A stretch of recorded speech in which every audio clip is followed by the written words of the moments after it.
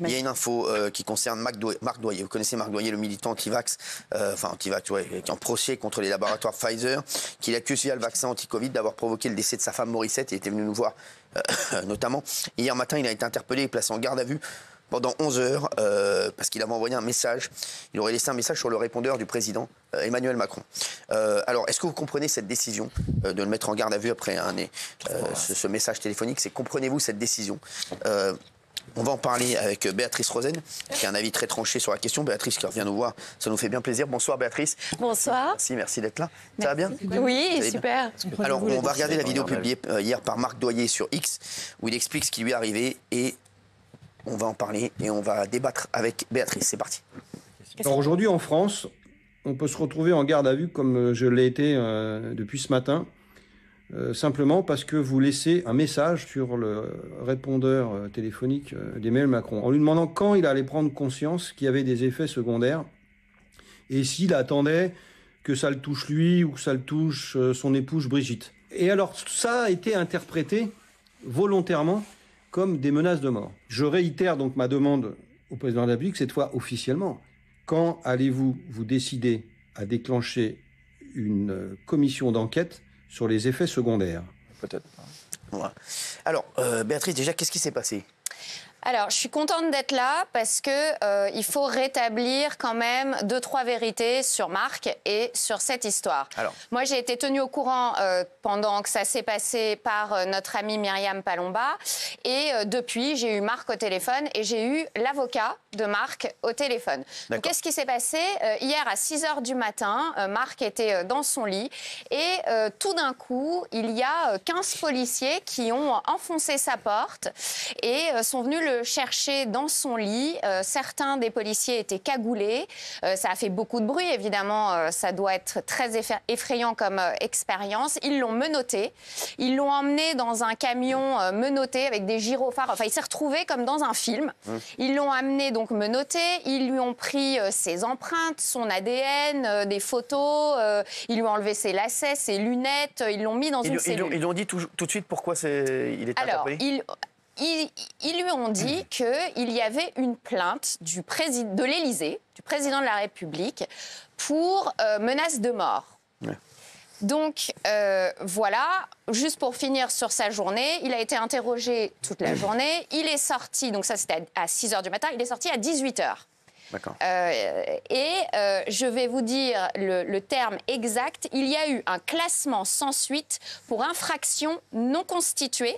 C'est-à-dire qu'il y a une absence d'infraction et pas une infraction avec des preuves insuffisantes, etc. Apparemment, c'est une absence totale d'infraction. Donc, en fait, tout ça a eu lieu pour 0 infraction. Donc c'était quoi le message, la teneur du message, c'était quoi? Alors, comme il le dit dans l'extrait que vous avez passé... Donc il a laissé un message sur le téléphone, sur le portable du président. Alors là, vous allez me dire, comment il a le numéro du président de la République?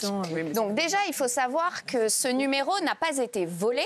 Il faut savoir qu'a priori, je pense que Marc Doyer n'avait rien contre Emmanuel Macron, puisqu'il était même militant de En Marche en 2017. Et donc, c'est en étant militant d'En Marche et en étant même membre du bureau départemental d'En Marche qu'on lui a donné quelques numéros, dont ce numéro d'Emmanuel Macron, cet ancien numéro. Et c'est très étonnant que ce numéro soit encore... Enfin, l'avocat de Marc Doyer est très étonné que ce numéro soit encore en activité parce qu'au niveau de la sécurité du président, c'est un numéro qui n'est pas sécurisé, qui n'est pas crypté et donc qui peut être sujet à des siphonnages de données, etc. Et donc, voilà. Et il faut savoir que Marc, en 2022, avait déjà envoyé des SMS à ce numéro et il ne s'était rien passé. Donc, en fait, Marc se demande si c'est pas parce qu'aujourd'hui, il est un opposant politique qu'il y a eu des... Il se pose la question de savoir si, si ça a un rapport avec le fait qu'il soit un opposant politique, tout d'un coup, qu'il y ait des mesures prises comme ça. Alors, justement, on a posé la question aux chroniqueurs et aux téléspectateurs. Est-ce que vous comprenez la décision de le mettre en garde à vue, Marc Doyer, après ce message laissé à Emmanuel Macron? Valérie Benaïm, vous dites oui, vous comprenez la décision? Oui, je comprends sur le principe de précaution. C'est-à-dire que si effectivement ça vient de l'Élysée et que l'Élysée dit je porte plainte parce que j'ai reçu des menaces de mort, il est normal que les policiers viennent, déboulent, prennent le monsieur et le mettent en garde à vue. Alors effectivement, c'est normal s'il y a des menaces de mort. On comprend tout à fait que, évidemment, le président de la République, il faut le protéger. Et donc, qu'on l'aime ou qu'on l'aime pas, d'ailleurs, il faut le protéger. Et donc, on comprend s'il y a des menaces de mort. Là, la problématique, en fait, c'est qu'il n'y avait pas de menaces de mort. Et d'ailleurs, le parquet et la police ont donc classé sans suite pour infraction non caractérisée. C'est-à-dire qu'il n'y avait pas de menace. Donc c'est pour ça que je ne comprends pas très bien votre panneau. Oui, parce qu'en fait, il n'y avait pas d'infraction. Ils ont dédié l'Élysée, en fait. Oui, la justice et la police et Marc dit qu'ils ont très bien fait leur travail et qu'ils ont été très humains, très gentils, etc. Enfin, ils ont juste fait leur travail.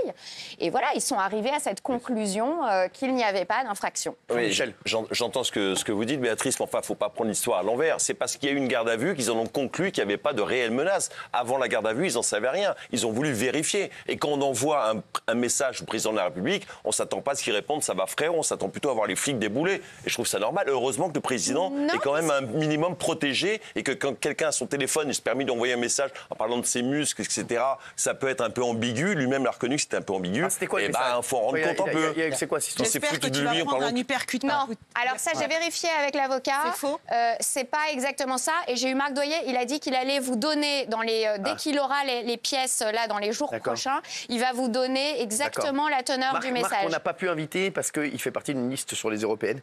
Voilà, et on aurait aimé qu'il soit avec Béatrice, voilà, mais il est donc on ne peut pas l'inviter. Voilà. Vous, ce serait quoi les trucs qui... Parce que c'est quoi les mots qui ont été... Alors, donc, après, on aura la vérité. Parce que, moi, on me dit que c'est pas vrai, l'avocat me dit que c'est pas vrai. Donc, le verbatim, ce serait « J'espère que tu vas prendre un uppercut par Poutine, il est plus fort que toi, allez, salut Emmanuel ». Alors, en plus, j'ai demandé... Oui, ça, c'est dans l'article de Libé. C'est ça, oui, ça m'a été confirmé par une autre personne. C'est son avocat qui est cité, là. Voilà. C'est Maître Ludo qui est cité racontant ça. J'ai eu son avocat au téléphone juste avant de descendre. Et il me dit que lui n'a pas dit ça à Libé. Donc peut-être que Libé a ça d'une autre source. Enfin, tout ça, c'est à clarifier. Et moi, donc, je l'ai eu par une autre source, et voilà. les 13 armes à feu, dont 7 non déclarées retrouvées à son domicile, c'est faux aussi? Alors non, c'est vrai. Marc est un chasseur, il a des armes, donc la moitié. Donc j'ai évidemment tout vérifié voilà, avec lui et son avocat pour être sûr en tout cas de donner vraiment la version officielle. Il est chasseur, donc il a des armes déclarées. Il m'a même envoyé, ça je peux vous le montrer, Cyril. Il m'a envoyé les déclarations d'armes par texto. Il m'a pris les photos, voilà. Et celles qui ne sont pas déclarées, ce sont des armes type collection du grand-père, des armes à plomb ou à air comprimé. Moi, j'y connais rien en armes, mais à air comprimé ou quelque chose comme ça. Et ça n'a pas été retenu. Aucune infraction n'a été retenue. Ça va être en cours de régularisation, de toute façon. Et il n'y a aucune infraction qui a été retenue contre lui. Donc, même les policiers, après avoir vu ces armes-là, ont jugé qu'il n'y avait aucune infraction du tout. Moi, on m'a parlé éventuellement qu'il serait sous contrôle judiciaire. Parce qu'à partir du moment où on trouve des armes non déclarées chez quelqu'un, il y aura peut-être un contrôle judiciaire. Moi, l'avocat m'a confirmé qu'il n'y avait aucune infraction de retenue. Et même infraction non constituée, donc vraiment absente. Il y a le fils de Marc qui a dit « J'ai failli perdre mon père sur un malentendu.